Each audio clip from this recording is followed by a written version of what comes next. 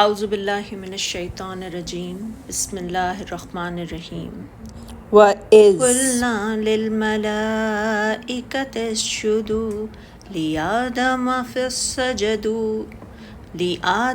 فَسَجَدُوا إِلَّا إِبْلِيسَ أَبَى وَاسْتَكْبَرَ وَكَانَ مِنَ الْكَافِرِينَ۔ اور جب ہم نے فرشتوں سے کہا تم آدم کو سجدہ کرو تو سوائے ابلیس کے سب نے سجدہ کیا، اس نے انکار کیا اور تکبر کیا اور وہ کافروں میں سے ہو گیا۔ یہ آدم کے لیے اللہ تعالیٰ کی طرف سے بہت بڑی عزت افزائی تھی۔ اولاد آدم کو یہ احسان جتلاتے ہوئے اللہ تعالیٰ نے فرمایا ہے کہ اس نے فرشتوں کو حکم دیا تھا کہ وہ آدم کو سجدہ کریں۔ بہت سی احادیث میں بھی اس کا ذکر ہے۔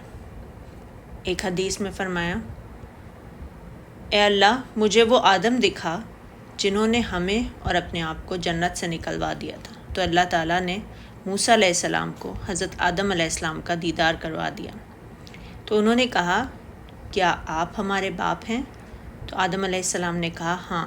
موسیٰ علیہ السلام کہنے لگے آپ ہیں جن میں اللہ نے اپنی طرف سے روح پھونکی، آپ کو تمام چیزوں کے نام سکھائے اور جنہیں اپنے فرشتوں سے سجدہ کروایا۔ جب اللہ تعالیٰ نے فرشتوں کو حکم دیا کہ وہ آدم کو سجدہ کریں تو یہ حکم ابلیس کے لیے بھی تھا، اگرچہ وہ ان کے عنصر میں سے نہ تھا، لیکن فرشتوں کے ساتھ مشابہت اختیار کرنے اور ان جیسے افعال سر انجام دینے کی وجہ سے وہ بھی اس حکم کا مخاطب تھا اور اس کی مخالفت کی وجہ سے قابل مذمت قرار پایا۔ ابن عباس سے روایت ہے، معصیت کے ارتکاب سے قبل ابلیس کا شمار فرشتوں میں سے تھا اور اس کا نام عزازیل تھا۔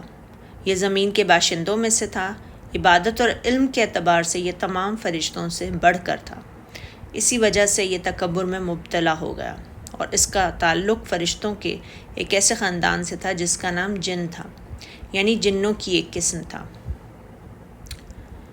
اطاعت اللہ کے لیے تھی اور سجدہ آدم علیہ السلام کے لیے تھا۔ اللہ نے آدم علیہ السلام کو یہ عزت بخشی کہ اپنے فرشتوں سے انہیں سجدہ کروایا۔ یہ سجدہ سلام و اکرام تھا، جسے اللہ تعالیٰ نے فرمایا سورہ یوسف میں، اور اپنے والدین کو تخت پر بٹھایا اور سب یوسف کے آگے سجدے میں گر پڑے۔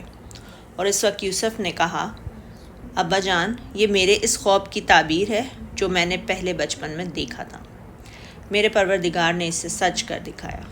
اور سابقہ امتوں میں اس طرح کا تعظیمی سجدہ جائز تھا، مگر ہماری شریعت میں اسے منسوخ کر دیا گیا تھا۔ حضرت معاذ رضی اللہ تعالیٰ عنہ فرماتے ہیں کہ میں جب شام گیا تو میں نے دیکھا وہاں کے لوگ اپنے پیشواؤں اور علماء کو سجدہ کرتے ہیں۔ تو میں نے عرض کی اے اللہ کے رسول صلی اللہ علیہ وسلم، آپ تو زیادہ حقدار ہیں کہ آپ کو سجدہ کیا جائے۔ تو آپ صلی اللہ علیہ وسلم نے فرمایا نہیں، اگر میں کسی بشر کو حکم دیتا کہ وہ کسی دوسرے کو سجدہ کرے تو میں عورت کو حکم دیتا کہ وہ اپنے خاوند کو سجدہ کرے، اپنے آپ پر اس کے حقوق کی برتری کی وجہ سے۔ چنانچہ سوائے ابلیس کے سب فرشتوں نے سجدہ کیا، اس سے انکار کیا اور تکبر کیا اور کافروں میں سے ہو گیا۔ اللہ تعالیٰ نے آدم علیہ السلام کو جو عزت عطا فرمائی تو اس کی وجہ سے اللہ کے دشمن ابلیس نے آدم علیہ السلام سے حسد کیا اور کہا میں ناری ہوں اور یہ خاکی ہے۔ گناہوں کا آغاز تکبر سے ہوا۔ اللہ کے دشمن نے تکبر کیا اور وہ آدم علیہ السلام کو کیوں سجدہ کرے گا؟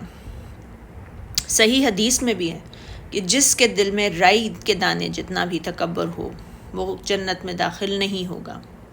یہ ابلیس کا تکبر کفر عناد ہی تھا جس نے اسے اللہ تعالیٰ کی رحمت اور اس کی بارگاہ تقدس سے دور کر دیا۔ صدق اللہ العظیم۔